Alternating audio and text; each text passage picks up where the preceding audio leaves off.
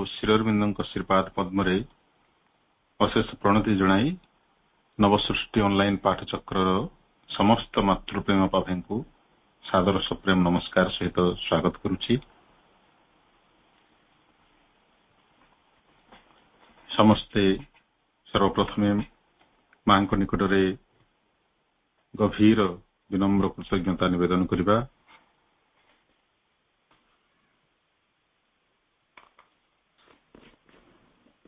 एवं प्रार्थना करिबा मां जेपरी सदा सर्वदा आमर स्मरण रे रुहंतु एवं आमर समस्त चिंता चेतना सब प्रकार कर्म जेपरी मांकर सत्य चेतना रे परिचालित हो।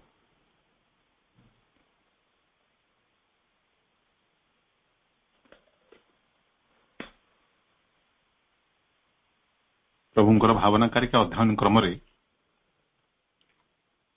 आमे अध्ययन करिसंती एपर्यंत 202 टी कारिका।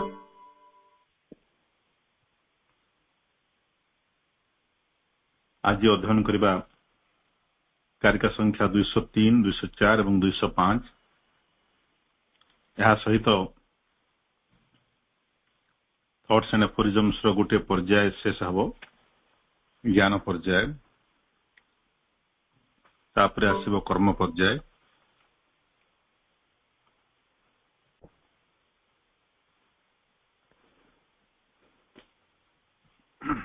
मनुष्यर चेतनार यथार्थ विकास किभଳି हबो एवं कोन तार उज्जवल भविष्यत ए संपर्क रे प्रभु सूक्ष्म इंगितमूलक सूचना दैछंती तीनोटी कारिकारे।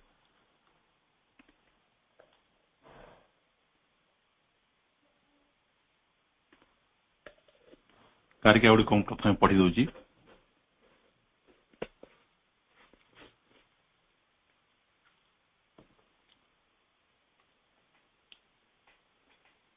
Thoughts and Aphorism, Complete Works of the Mother, page 271, Aphorism 203. The human race always progresses most when most it asserts its importance to nature, its freedom and its universality. अर्थात मनुष्य जाति सेतेबेले सबुठो अधिक प्रगति करे जेतेबेले से प्रकृति उपरे निजर गुरुत्व साब्यस्त करे। अर्थात प्रकृति ठारू तार सामर्थ्य बेसी बा प्रकृति को अतिक्रम करि जवा पई से समर्थ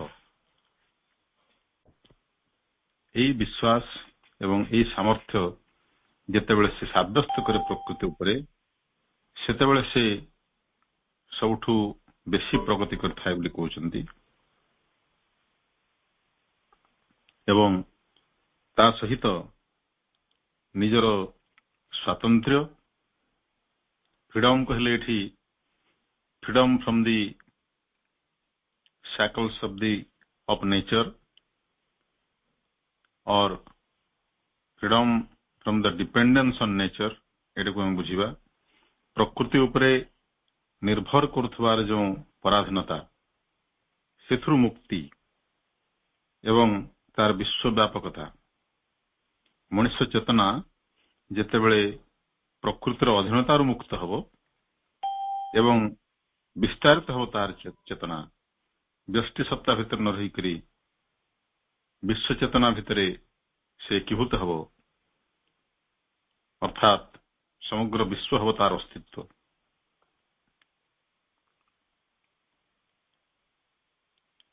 सेतेबेले मानव जातिर प्रगति चरम उत्कर्ष लाभ करिबो बोली प्रभु कहउचंती। सेपरि कारिका संख्या 204 रे प्रभु कहउचंती animal man is the obscure starting point, the present natural man the varied and tangled mid road, but the supernatural man the luminous and transcendent goal of our human journey. अर्थात पशु मनीष वर्तमान मनीष हाराहारी जो अवस्था अच्छी ताको आम एनिमल मैन ही कही परिबा कारण केवल मानसिक क्षमता गुड़ी को किसी छाड़देले अन्य सब अंश से पशु सहित समान प्रायतः समान तेणु से पशु मनीष हूँ भगवान लीलार गोटे स्टार्टिंग पॉइंट गोटे धूमाच्छन्न बा अज्ञानाच्छन्न आरंभ बिंदु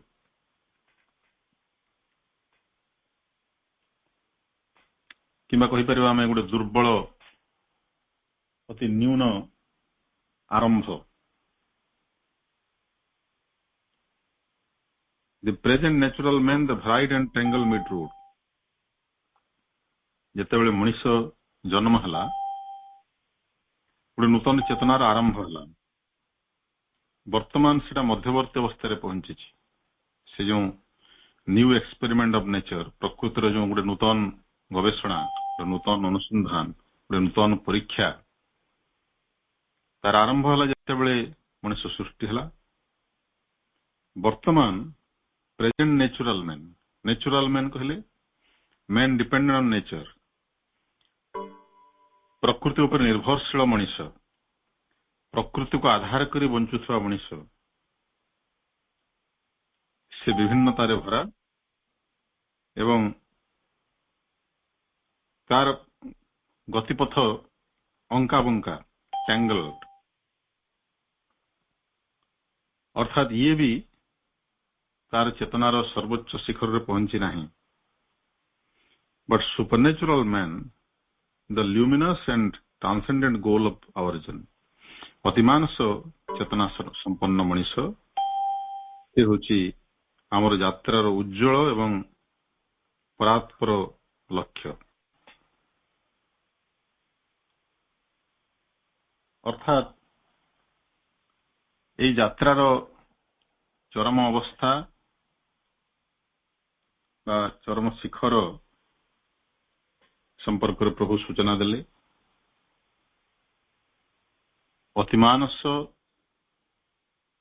চেতনা সম্পন্ন জীব তাকে আমি মনীষ কহি পারিবা কিংবা যাহা কহু অতিমানব যেতବେଳେ সম্ভব হব সেটা হচ্ছে এই মনচেতনার যে সুদীর্ঘ যাত্রা তার উচ্চতম শিখর সেতবে যাত্রা সরিযিব ନାହିଁ মনুষ্য চেতনার শিখর সেটা হব মনোময় চেতনার শিখর হব কিন্তু তাপরে পুনর্বার যাত্রা আরম্ভ হব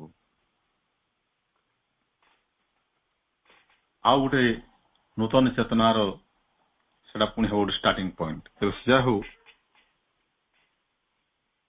ବର୍ତ୍ତମାନ ମଣିଷ କେଉଁ ଅବସ୍ଥାରେ ଅଛି ପ୍ରଭୁଟି ସୂଚାଇ ଦେଉଛନ୍ତି ଏଇଟା ସବୁଠୁ ଗୁରୁତ୍ୱପୂର୍ଣ୍ଣ ମଣିଷ ବର୍ତ୍ତମାନ ପ୍ରକୃତି ଉପରେ ନିର୍ଭରଶୀଳ ପ୍ରକୃତିର ଦାସ ଏବଂ ତାର ଚେତନା ଉନ୍ମୁକ୍ତ ନୁହେଁ परस्पर सहित छंदाछंदी होकर अच्छी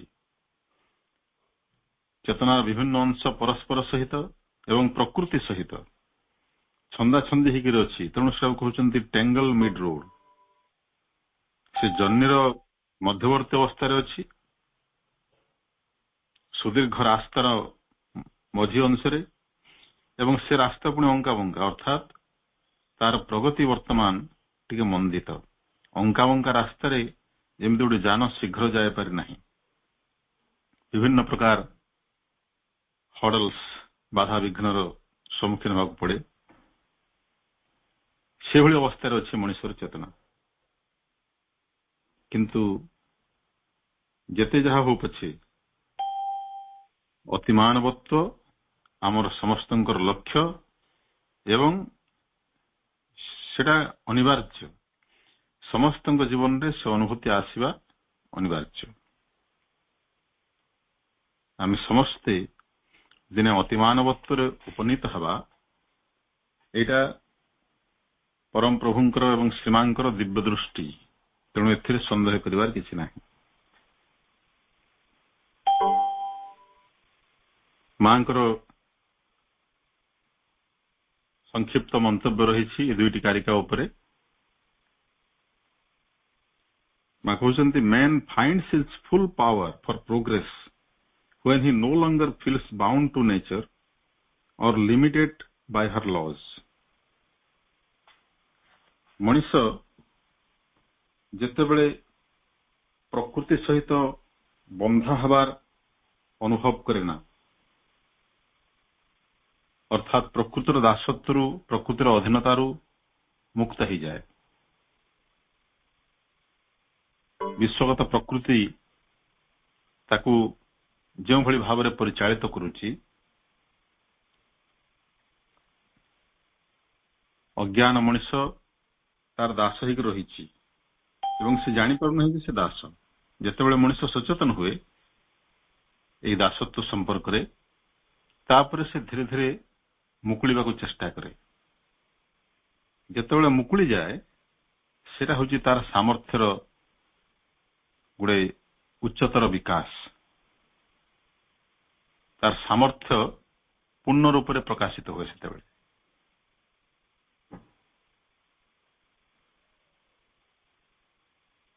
सेतेबेले मनीष प्रकृतिर नियम गुड़ी को असहाय भाव में मानिबा पई बाध्य हुए नहीं।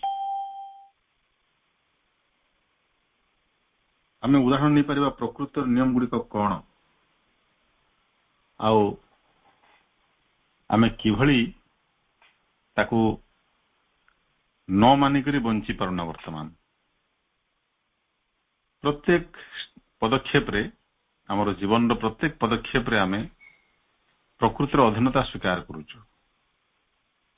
आमर प्रत्येक निश्वास प्रश्वास सर्वनिम्न आवश्यकता, जोटा सर्वप्रथम आवश्यकता,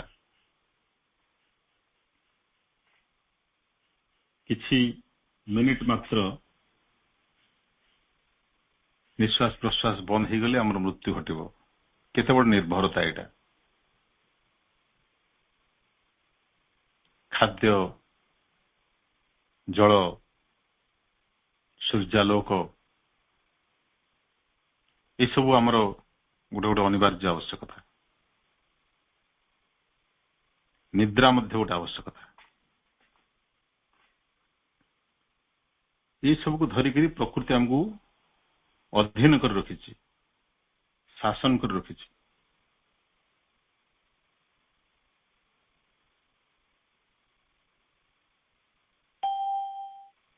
पृथ्वी रे आमे लागिक रहीचु, ऊपर को उठी जाऊन। माध्याकर्षण प्रभाव आम उपरे, एटा मध्य प्रकृति गोटे प्रभाव। प्रकृतिर ये नियम सब को मानिबा को बाध्य। आहरी एमती शह शह नियम रही। आमे गोटे समय रे गोटे स्थान रही परिबा, एका संगे दुईटी स्थान रही परिबा नहीं।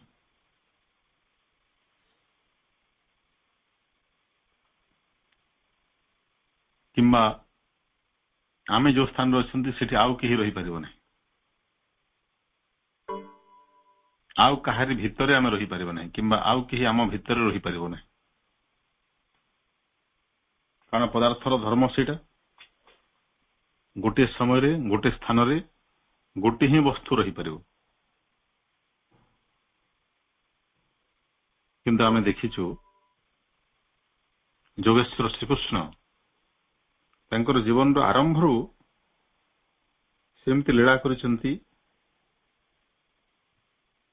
जे ए सब प्रकृतिर नियम गुड़ी को से बळे बळे उड़े दैचंती बा तार ऊर्ध्व को उठी जाइचंती। खाद्य न खाई बंची पारे, जल भितर बंची पारे, निश्वास प्रश्वास न नहीं शून्य को उड़ी जाई पारे, एवं गोटे छोट शिशु पक्षरे जहा निहाती असंभव से भली कार्य करि पारिछंती। ଦେଖେଇ ଦେଇଛନ୍ତି ଯେ ମଣିଷ ପକ୍ଷରେ ଏ ପ୍ରକୃତିର ଅଧୀନତାରୁ ମୁକ୍ତ ହେବା ସମ୍ଭବ।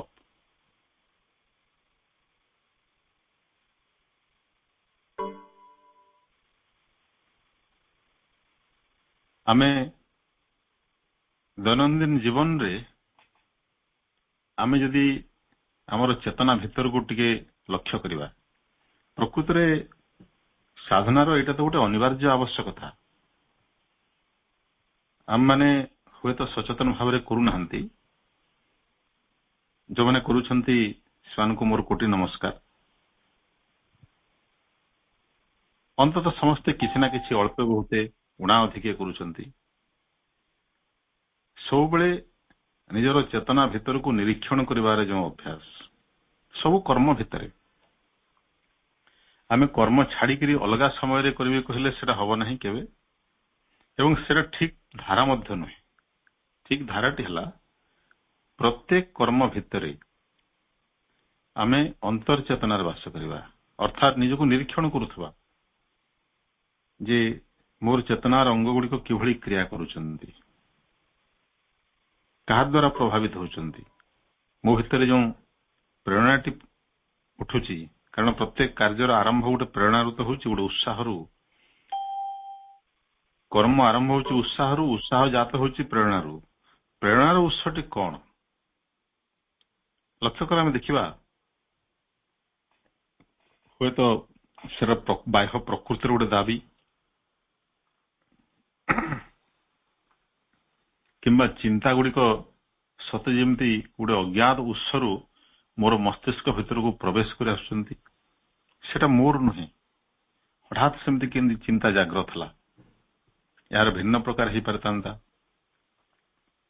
ଏଇଭଳି ଭାବରେ ସଚେତନ ଭାବରେ ନିରୀକ୍ଷଣ କଲେ ସେ ଚିନ୍ତା ଗୁଡିକ ଉପରେ ମୁଁ ଅଳ୍ପ ବହୁତେ କର୍ତ୍ତୃତ୍ୱ ହାସଲ କରିପାରିବି। ମୁଁ କେଉଁ ଚିନ୍ତାକୁ ଏଲାଉ କରିବି, କୋଉଟା ଏଲାଉ କରିବି ନାହିଁ, କୋଉଟାକୁ ଗ୍ରହଣ କରିବି, କୋଉଟା ଗ୍ରହଣ କରିବି ନାହିଁ, ଏବଂ ଉଚିତ ଅନୁଚିତ ବିଚାର କରିପାରିବି। ଏବଂ ଗୋଟେ ସମୟରେ ଏସବୁ ବାହ୍ୟ ପ୍ରେରଣାକୁ ବନ୍ଦ ମଧ୍ୟ କରିଦେଇ ପାରିବି ଏବଂ ଅନ୍ତର୍ପ୍ରେରଣା ଶୁଣିବା ପାଇଁ ଅଭ୍ୟାସ କରିବି। ଅଭ୍ୟାସ କରି କରି ଅନ୍ତର୍ପ୍ରେରଣା, ଯାହାକି ଚୈତ୍ୟଙ୍କର ପ୍ରେରଣା, ଶୁଣିବା ପାଇଁ ସକ୍ଷମ ହେବି। ଏହିପରି ଅଭ୍ୟାସ କରି କରି ଦିନ ଆସିବ, ମୁଁ ଯେତେବେଳେ এই ବିଶ୍ୱ ମନରୁ ଉଠି ଆସୁଥିବା ଅସଂଖ୍ୟ ଢେଉ ଚିନ୍ତା ତରଙ୍ଗ ଗୁଡିକର ପ୍ରଭାବରୁ ମୁକ୍ତ ହେଇଯିବି। ଅର୍ଥାତ ମୋର ମନ ଚେତନାଟି ଅଧୀନତାରୁ, ବିଶ୍ୱ ପ୍ରକୃତି ବା ବିଶ୍ୱ ମନର ଅଧୀନତାରୁ ମୁକ୍ତ ହେଇଯିବ।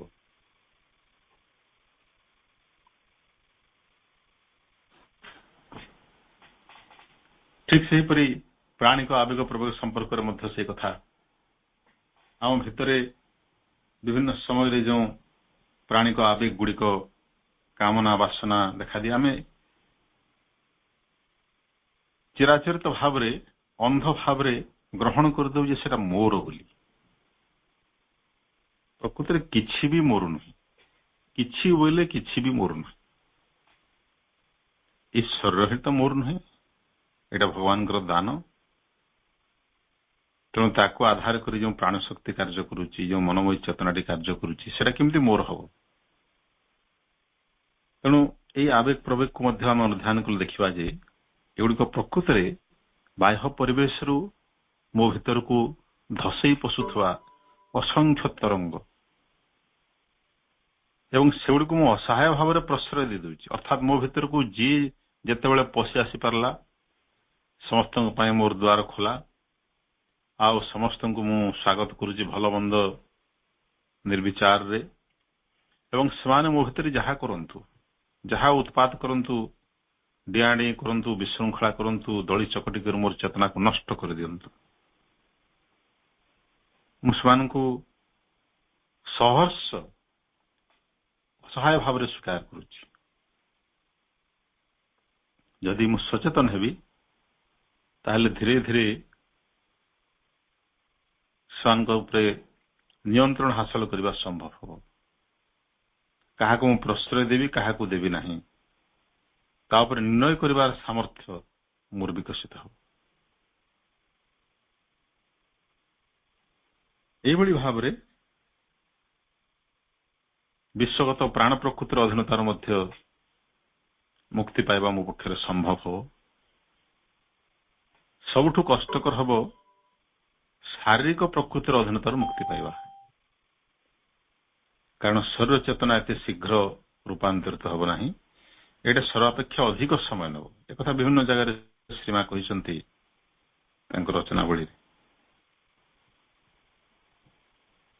तेबे जहा हो आमको से अवस्था प्राप्त करने को हबो एवं से अवस्था आसवा अनिवार्य सुनिश्चित। तापर मां कहउचंती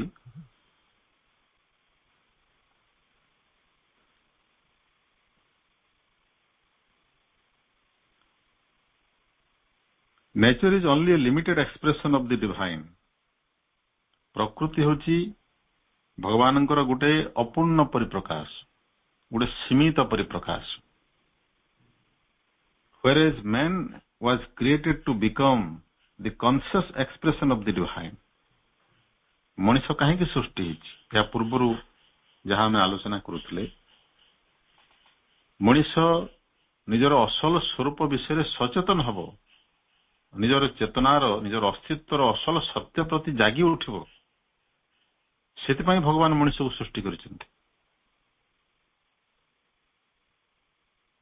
से भगवानंकर गोटे सचेतन परिप्रकाश हो, with all the possibilities of power and light which that implies। से conscious expression of the divine तार अर्थ होची एटा all the possibilities of power and light। जेते सब शक्ति सामर्थ्य एवं आलोक माने ज्ञानलोक र संभावना रही सबुथिर अधिकारी हेब मनुष्य। सेतिपाई से सृष्टि हेछि।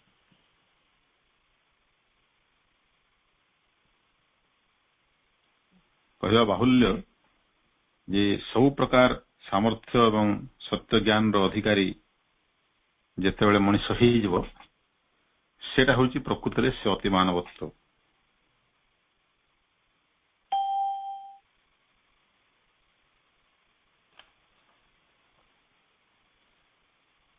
तापर आमे कारिका संख्या 205 को जीवा।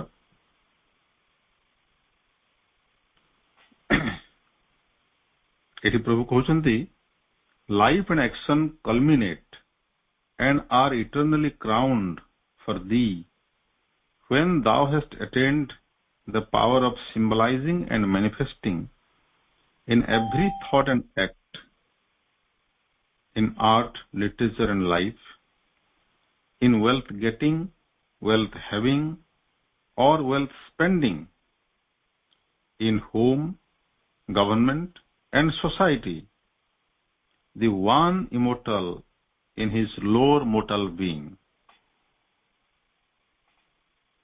मनुष्य तार चेतनार सर्वोच्च शिखर को किभली आरोहण करिवो एवं जेतेबेले से चेतनार सर्वोच्च शिखर को आरोहण करिवो किभली हेबो तार आचरण, से संपर्क प्रभु मुख्य मुख्य चिन्ह गुड़िक संपर्क हमको सूचना दौरान। मनुष्य चेतना तार सर्वोच्च शिखर रे पहुंचबो एवं गोटे चिरंतन प्रभुत्व लाभ करिवो, टू बी इटर्नली क्राउन्ड, मुकुट पिंधिबो, अर्थात निजर चेतना उपरे से राजत्व करिवो। केतेबेले सेटा हबो when thou hast attained the power of symbolizing and manifesting in every thought and act। प्रत्येक चिंता एवं कर्म रे मनुष्य से एकमेव भगवान को प्रकाशित करिवो, अभिव्यक्त करिवो। केवल गोटे सांकेतिक प्रतीकात्मक भाव नुहे वास्तव सांकेतिक भाव प्रतीकात्मक भाव अनुभव करुथबो प्रत्येक तार अनुभव प्रत्येक कर्म भगवान गोटे गोटे अभिव्यक्ति बोली प्रतीकात्मक भाव अनुभव करुथबो ता सहित प्रत्येक कर्म से भगवान को ही प्रकाशित करुथबो। साधारण जीवन कर्म केवल नुहे कला साहित्य जीवन जावतीय कर्म एपरिक अर्थशक्तिर विनियोग समय अर्थ गोटे विश्वशक्ति गोटे महाशक्ति भगवान तेणु धन लाभ कला समय धनर अधिकारी बा ट्रस्टी होता समय एवं धनर व्यय बा विनियोग कला समय सबु समय तार प्रत्येक क्रिया कर्म भगवान प्रकाशित होते केवल घर भितर नुहे समाज रे एवं प्रशासन व्यवस्था रे अर्थात जे जो कर्म रे लिप्त अच्छी बा जो दायित्व जहाँ उपर न्यस्त करा जायछि प्रत्येक कर्म रे मनीष भगवान को प्रकाशित करुथबो सेटा हबो चेतनार सर्वोच्च शिखर मनीष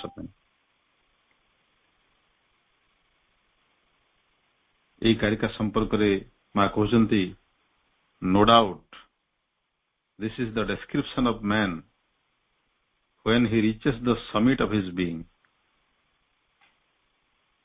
एथे संदेह नहीं जे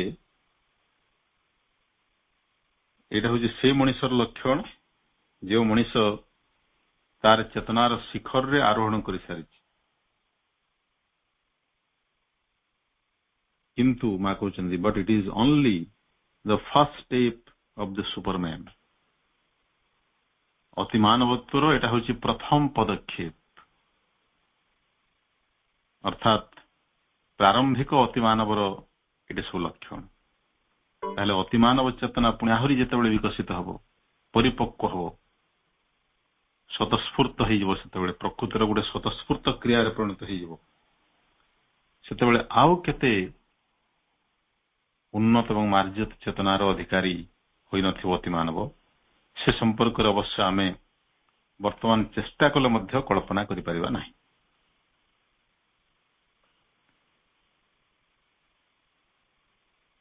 तेणु एई कारिकारे प्रभुंकर वक्तव्य होची जेतेबेले आमे प्रत्येक चिंता भावना एवं कर्म रे कला साहित्य जीवन रो जावतीय गतिवृत्ति रे प्रत्येक चिंता भितरे प्रत्येक कंपन भितरे प्रत्येक आवेग भितरे भगवान को प्रकाशित करुथबा एमती कौन सी समय नहीं जेतेबेले आमे कर्म करूना निद्रा मध्य गोटे कर्म चुपचाप बसी गोटे कर्म चुपचाप बसी चिंता तो चलुची चिंतार असंख्य तरंग सब मन भितर आतजात होती कौन सी गोटे कंपन एमती नहीं जोटा भगवान अभिव्यक्ति नुहे किंतु आमे से विषय सचेतन जेतेबेले से प्रत्येक अनुभव प्रति आम सचेतन हवा एवं अनुभव करवा जे भगवान गोटे क्रिया एवं एमती अनुभव करू करू केवल असहाय भाव अनुभव करवा नहीं सचेतन हवा परे ता उपरे नियंत्रण करिवार सामर्थ्य मध्य विकसित हो जेमिति छोट उदाहरण आम नहीं पारिबा जीवन जहाँ आम हासिल कर सारी पर्यंत जेतेबेले आमे साधारण जीवन रे कौन सी असुविधा संपर्क रे सचेतन हो तापरे कौन करू असुविधा संपर्क सचेतन हो गले आम कौन से संतुष्ट होकर बस जाऊ हाँ मुझे जानी मोटे एटा असुविधा है पुणी काली से असुविधा आसो मुझे जानी आगु एमती भाविक रही जाऊ कि रही पारुना सेथुरु मुक्ति पाइबा ପାଇଁ ଚେଷ୍ଟା करू ଏବଂ ଆମର ଏଇ ଯେଉଁ ଆସ୍ପୃହା ଦୁର୍ବଳତାର ସାମର୍ଥ୍ୟ ପ୍ରତି ଯେଉଁ ଆସ୍ପୃହା ଏଟା ପ୍ରମାଣିତ କରୁଛି ଯେ ଦିବ୍ୟ ଶକ୍ତି ଆମ ଭିତରେ କ୍ରିୟା କରୁଛି। ତେଣୁ ନିଜର ସୀମିତତା ବିଷୟରେ ସଚେତନ ହେବା ସହିତ ମଣିଷ ସେ ସୀମିତତାରୁ ମୁକ୍ତ ହେବା ପାଇଁ ବିସ୍ତୀର୍ଣ୍ଣତା ବିଶାଳତାରେ ପ୍ରତିଷ୍ଠିତ ହେବା ପାଇଁ ମଧ୍ୟ ଆସ୍ପୃହା କରେ ଏବଂ ଭଗବାନ ଏମିତି ସୃଷ୍ଟି ରଚନା କରିଛନ୍ତି ଯେ ତାଙ୍କର ଲୀଳାର ନିୟମ ଏଇଟା ଯେ ମଣିଷ ଯାହା ଆସ୍ପୃହା କରିବ ଆନ୍ତରିକ ଭାବରେ ସେଟା ସେ ଅବଶ୍ୟ ପ୍ରାପ୍ତ ହେବ। ତେଣୁ ଯେତେବେଳେ ମଣିଷ ନିଜର ଅସାମର୍ଥ୍ୟ ସମ୍ପର୍କରେ ସଚେତନ ହୁଏ ସେଥିରୁ ସେ ମୁକ୍ତ ହେବାକୁ ଚାହେଁ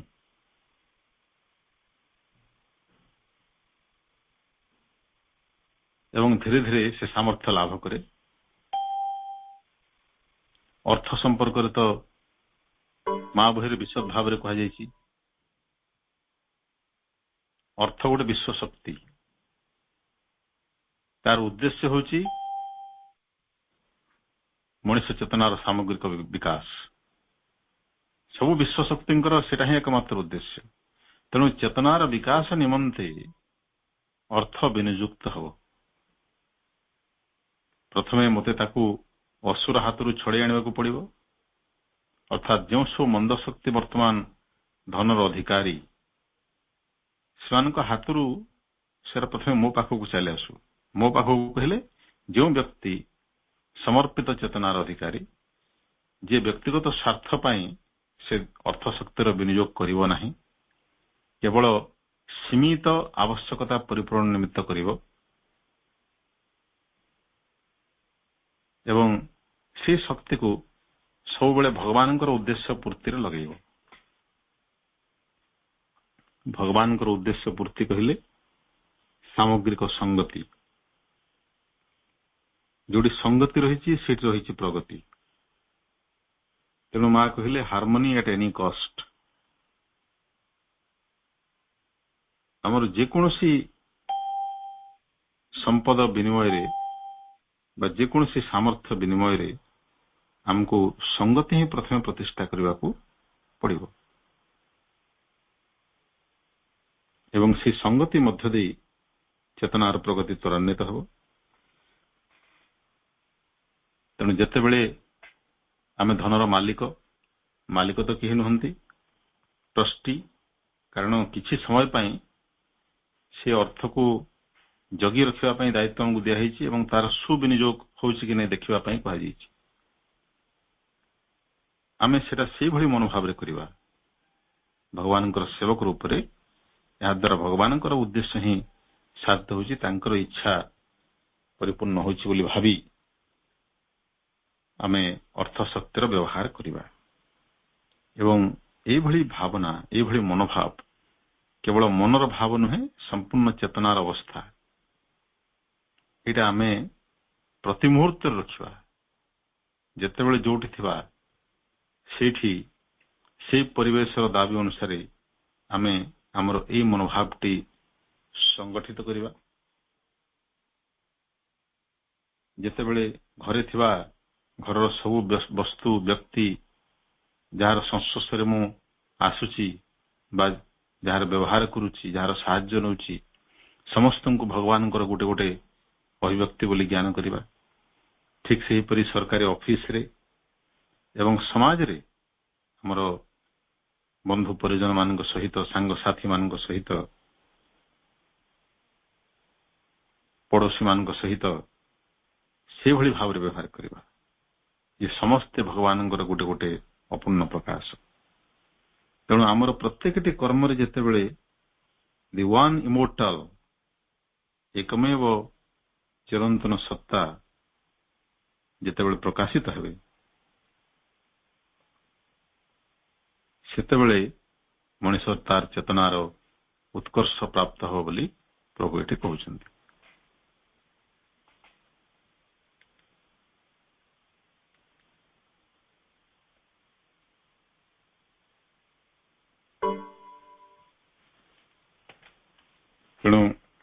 ये दुईटी कारिका संपर्क रे आउ अधिक किछि कहिबार नाही। अपा भाईंकर जदि विषय किछि जिज्ञासा थाए किंबा किछि ऐड करिवार थाए किंबा कोनसी दिग जदि छाड़ी हेगला भली लागु थाए ताहले सूचित करि पारंती एवं आलोचना को आगे नहीं पारंती। मो तरफरु आलोचना को विराम दउछि। समस्त अपा भाई को आंतरिक धन्यवाद एवं मां के पाखरे कृतज्ञता सहित मोर वक्तव्य शेष करुछि। वंदे मातरम। माँ तुम बगीचार दिने मु बसी, माँ तुम बगीचार दिने मु बसी, भाबु भाबु तुम कथा मो आसीबा दिन कथा, भाबु भाबु तुम कथा मो आसीबा दिन कथा, आखि खोली देखे जहा हुए मो खुशी, माँ तुम बगीचार दिने मु बसी, माँ तुम बगीचार दिने मु बसी, मते फूल करी दे हृदय महक भरिला, केते कोमलता दे मोर तनु सजाइला, मते फूल करी दे हृदय महक भरिला, केते कोमलता दे मोर तनु सजाइला, ओठर पाखुड़ा मोर उठाई थरी तुम सुरभित पण तर दिग को बारी, माँ तुम आकाश को चाही मुनीति, माँ तुम आकाश को चाही मुनीति, मनर जड़ता दे पारे नामु ताकु छुई, मनर जड़ता दे पारे नामु ताकु छुई, से किंतु डाकई मोटे दिवस निशी, माँ तुम बगीचार दिने मु बसी, दिने मन आईना रे हसे आकाश मधुरे, कहे आसी मु आजी तोर आलुआ को खोजी, दिने मन आईना रे हसे आकाश मधुरे, कहे आसी मु आजी तोर आलुआ को खोजी, मो आखिरे ता छवि को देइछ आंकी, तुम प्रेमर संगीत गाए मो मन पखी, माँ तुम बगीचार दिने मु बसी, माँ तुम बगीचार दिने मु बसी, भाबु भाबु तुम कथा मो आसीबा दिन कथा, भाबु भाबु तुम कथा मो आसीबा दिन कथा, आखि खोली देखे जहा हुए मो खुशी, माँ तुम बगीचार दिने मु बसी, माँ तुम बगीचार दिने मु बसी, माँ तुम बगीचार दिने मु बसी।